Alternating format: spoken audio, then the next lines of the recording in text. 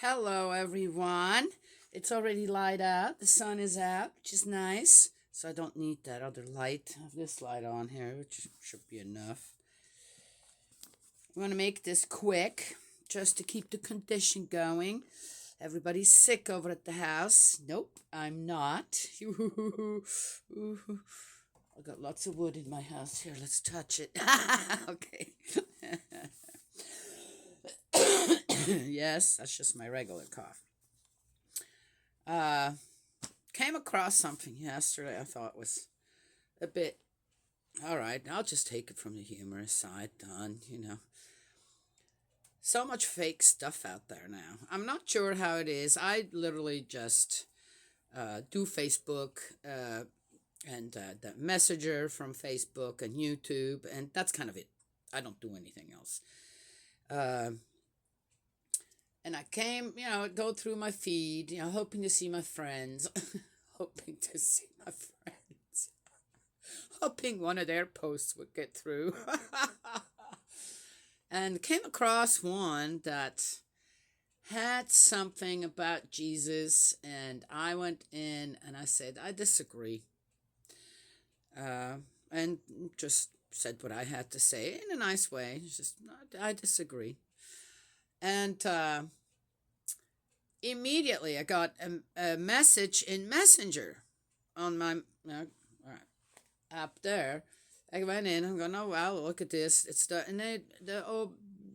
these were not friends of mine or whatever. It was just a God is with you, some kind of a God, group, and they wanted to connect, and I thought, oh okay, so they reached out to me. Anyway, I started talking with this woman. I'm assuming that when you have a name on your Facebook account that sounds like a woman, they automatically will give you a woman name to respond to, right? To make sure that there's no confusion. As I said, we're even there to talk to you. So I just, you know what, let's go and see what they have to say. I mean, what are they going to do with my Facebook page or Messenger? There's nothing there for them to take or get or do with. And so I responded, and so uh, the first couple of questions were somewhat personal. I'm going, well, okay, I can answer that. I was very honest about it, and I asked the girl, the woman back. Right? There was a picture too of her, this and that, kind of young, looked like young. I think it was fake as well. And so we started talking a little, this and that. Did you know Christ? How did you meet Christ? How do you feel about God? So I did, man. And then, so how did your life of faith start? So I told her a little bit, and then I said, yeah, and I said, do you know what a Moonie is? She says, no, I never heard that term before. I'm going, really? I don't doubt that. And so I told her, and and immediately came back. Well, if you need, I'm a prayer warrior. If you need any help, or question answered, or if you're alone, I'm going, okay. Why are you assuming that I'm alone? Anyway, so I said, no, all good there. I said, but on your answer, it seems like you do know. And I strongly suggest that you go and check out the change of lineage and true parents. And, it'll be great for your family. And then as well, you reached out to us. Yeah, you reached out to us, so we're here for you if you are alone. I'm a prayer warrior. Going, okay, now this is an automatic response. And it kept coming. I said, oh, but I didn't reach out to you. You reached out to me. Isn't that correct? And then it came back again. The same thing as before. You reached out to us. Okay. I'm going, what I didn't. I said, are you an AI? And what's your name? Oh, and the same thing again. Same blurb came back. And I said, what's your name? And then my granddaughter came in and I said, hey, what are all the AI's names? Give me them. Sora and Siri and Alexa and Siggy. I think there's a Siggy out there somewhere. Anyway, I said, which one are you? And the same response comes back again. I said, well, I said, if you continue this, I'm going to report you. Same response again. And I'm going, okay, I guess that means a yes. And I reported the whole site. Sorry. I feel that, first of all, okay, have your post on my feed, but then if you get into my personal space on Messenger and you think that you can treat me like that, then there are going to be some consequences. And I think everyone should do that. On my feed, if there are posts that I've tested, well, I know that's not true, and then or go and check it out. The way you keep the post is you click on the comments and keep the comments open while you click out. Then go Google it, and then you click there where you can see what you were just in. Click on it again, and it doesn't just vanish. If you don't do that, the post is gone. Isn't that interesting? Yeah. By the time you get back to go and respond to it and go, hey, why this is all false information. Anyway, that's what I do. It works every time. And when I know that it's a fake post, false information, I report it as spam, as false, fake and false information. You can. Takes a few seconds to do that. I started doing that. If everyone were to do that, guess what? Yes? Okay. I think people should do the same on YouTube. But be honest about it. Don't just go and do it because you're mad at someone. That's not okay either. Okay? I mean, do it legitimate, not as a. Okay, I'm just saying. Anywho, let's get going in Isaiah, the book of Isaiah 11. The descendant of David. 11. A shoot will spring from the stock of Jesse. A new shoot will grow from his roots. On him will rest the spirit of Yahweh, the spirit of wisdom and insight, the spirit of counsel and power, the spirit of knowledge and fear of Yahweh. His inspiration will lie in fearing Yahweh. I do never ever understand that. Unless they're fearing, maybe it's meant a little different. I know how it works with translations and the meaning of words on what they mean in a certain language, and in another language it means something completely different. So I'm not sure if this is properly translated, as I said, because it does not make sense to me. His judgment will not be appearances. His verdict not given on hearsay. He will judge the weak with integrity and give fair sentence for the humblest in the land. He will strike the country with the rod of his mouth, and with the breath of his lips bring death to the wicked. Okay, what did it say in the one that we read beforehand? It didn't sound to me like that God's just going after the nobility or the kings who are not following him. He's going after everyone. Isn't that what he said? And here now it is, but God will judge the poor fair. What does that mean exactly? What does he mean by that? They're going to be exempt from God's wrath or something because they're poor and humble? But that doesn't seem to be true, though. Not from what we read. Past here. Again, what is this? Who's trying to fool me here? Oh, what did I start out with? Why are they trying to fool me with being sincere about God? Okay. Uprightness will be the belt. I will be out there in a minute, Ham. Hang on. The bed's here big enough now for both of them to lay. Uprightness will be the belt around his waist, and constancy the belt about his hips. The wolf will live with the lamb, the panther lie down with the kid, calf, lion, and fat stock beast together with a little boy to lead them. Huh? I don't think that the principles of creation change and the food chain changes just because you believe in God. The cow and the bear will graze. No, they won't. Bears don't graze. Their young will lie down together. Yeah, they might. Babies don't have okay, you know what? This doesn't make sense. The lion will eat hay like the ox. Yeah. All right. The infant will play over the den of the adder. The baby will put his hand into the viper's lair. No hurt, no harm will be done on all my holy mountain, for the country will be full of knowledge of Yahweh as the waters covered the sea. Okay, what? All right. I hope that everyone knows out there that when it comes to the principles of creation and in the way that God created everything is for balance. Yes? All right. That's a lot of imbalance going on here. Yes?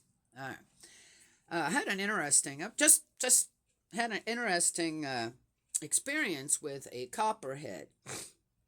I had a strawberry bed a little farther over from the house on the one side, and I had laid some netting over top of it, right? So that whatever else was out there wasn't going to go and dig it up.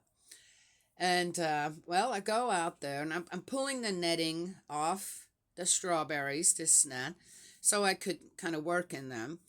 And I had our little white cat with us, who has passed away now. Yes, she got very old, 15 years old. I guess that's very. I find that old. I think that's old for a cat. And and she was right there with me. She loved going on walks as well. She would come along often, so she came with me over to that bed. And I see her, and I have this netting, and some of it had already been moved. And I had this netting in my hand, and was about to grab more of it, and our white kitty just jumped back. She whoop jumped back, and I'm going, whoa, and I pulled my hands back immediately, and sure enough, I looked a little closer, and there was a copperhead that got caught in the net, and but was still alive, so she could have that snake could have bit me. Copperheads are poisonous; they're not lethal.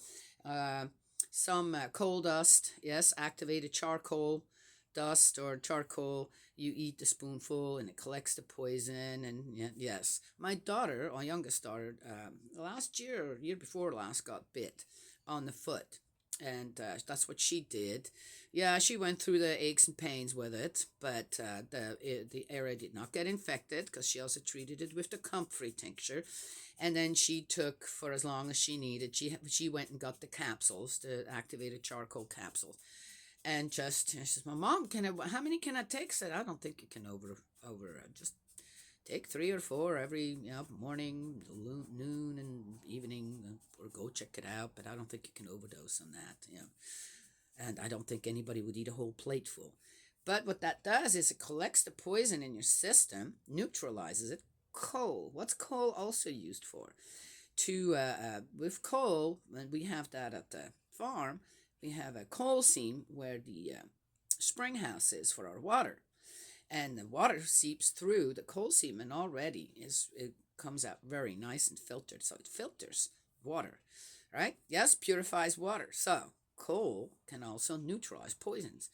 Anyway, so that's what she did, and it took about 2 or 3 weeks, and for the wound to heal up. She felt good after just a few days, and then it took a little bit for her foot the swelling to go down, but the area where she was bitten didn't get foul or this or that, or started to eat away, which often happens with snake bites. And she didn't get numb. She got all of her sensitivity back. Yes, so that's good. So it worked. But anyway, so yeah, I don't think that snakes are going to change their behavior when it comes to their surrounding. Yes, um, just because you have faith in God. What you probably will get is the smarts, hopefully, yes, to say, oh, I've got to make, depending on where you live, and you've got these snakes, make sure that you clear the area first. Make sure that you're not stepping into a snake's den, right? Or whatever, right? Yes? Yeah. So that's the smarts that you need when you live in certain places where there are wild animals who look at you also as food, or will defend themselves with what they got when you get too close, right? That makes more sense. That's balance. This is nonsense, what we just read. Just saying. Let's keep going. Return from the dispersion. That day the root of Jesse, standing as a signal for the people, will be sought out by the nations. Oh, and it doesn't say it's used as an example for something, because I can't get it if people talk properly to me. Oh, did you see this? It was for a Halloween. We went to a birthday Halloween party for my oldest granddaughter, and I was the Queen of Hearts. Yes, so they painted my nails too. So it's still on. Yes, I have painted nails for a few days. All right, let's keep going. Its home will be glorious. When that day comes, the Lord will raise his hand a second time, the remnant of his people, to ransom the remnant of his people, those still left from Assyria, from Egypt, from Pathros, Cush, and Elam, from Shinar and Hamath, and the islands of the sea. Wow. Looks like the Israelites went a traveling. He will hoist a signal for the nations and assemble the outcasts of Israel. He will gather the scattered people of Judah. Okay, wait a minute. From the four corners of the earth. Wait a second. Assemble the outcasts of Israel? So what? There were other people from in Israel. Okay, now they were all foreigners. You know, that's another thing too. That or their own people had what outcast the ones that were either on the Jerusalem side or the Judea side. What's going on here? You can't tell me that when other nations come and invade you, that then they start to populate the area with their own people. Unless their own people were forced to go there. Do they want to leave their own homeland, really, when it comes down to it? At that time. And go somewhere completely new? Oh, but it all flowed with honey, blah, blah, blah. Okay, well, you know what? Then the Israelites should have never been starving, this, that, but they did, didn't they? I'm just saying. It just sounds odd. What am I, is this just, what am I just reading a fairy tale story here? Because that's kind of what it sounds like to me. Let's keep going. And pull God into it. Hey. The Ephraim's jealousy will cease and Judah's enemies be suppressed. Ephraim will no longer be jealous of Judah. Oh, suddenly? Why? Nor Judah any longer hostile to Ephraim, but together they will swoop on the Philistines back to the west and together pillage the people of the east. Oh, I see. Oh, I got it. Oh, of course. Yeah. All right. Well, makes perfect sense, doesn't it? Yes. Okay. Edom and Moab will be subject to their sway, and the Ammonites will obey them. Then Yahweh will dry up the gulf of the sea of Egypt. He will raise his hand against the river with the heat of his breath. He will divide it into 7 streams for them to cross dry shod, and there will be a highway for the remnant of his people, for those still left from Assyria, as there was for Israel when he came out of Egypt. Okay, that's the end of 11. All right. I feel like I've just been had again. And if I had a chance to talk to, all right, I do have that chance, don't I?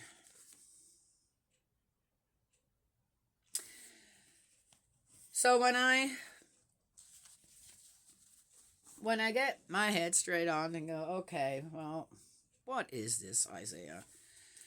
I get one thing. And I'm not sure, pretty sure that it was not handled correctly. But I get one thing from Isaiah right now, and that is the people needed hope.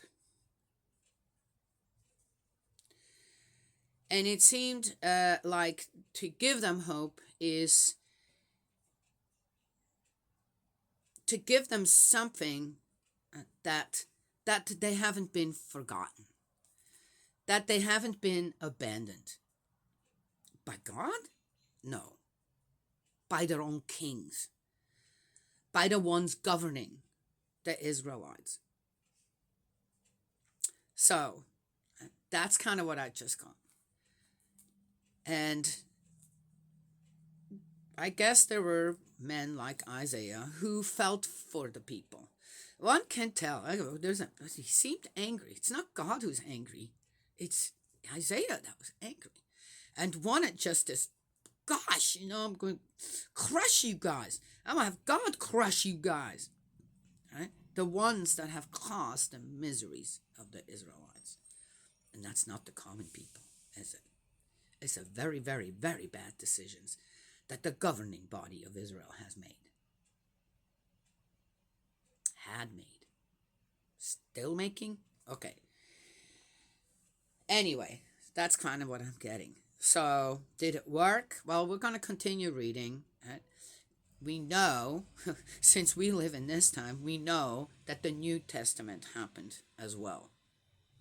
And then, rather than it just staying with the people of Israel, God's people, supposed God's people, it spread all over the world, which just proves what I've said all through the past of the Old Testament is that we're all God's children. We're supposed to become God's children, even at that time. And if the Israelites kind of would have followed God's guidance rather than suddenly have their kings decide this and that, what did they decide? Then the people would not have been in such confusion, distress, constantly rebuilding things, trying to survive after all these wars happening, constantly. The grief that went with it as well. So, I said, I can say anything I want, but why? So I asked, why? And immediately, it was for hope. I was hoping it would give the people hope. You will return. God hasn't abandoned you. In a way, though, that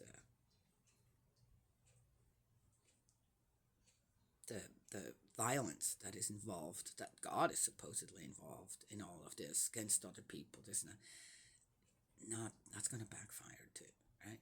It's going to backfire on the people because they're going to be scared of God. Not scared enough though to keep sinning, right? Yes. Okay. All right. Well, that's it. That's it for today. Done. I got to go. I got sick people over there. I'm trying not to have any give and take with sick people.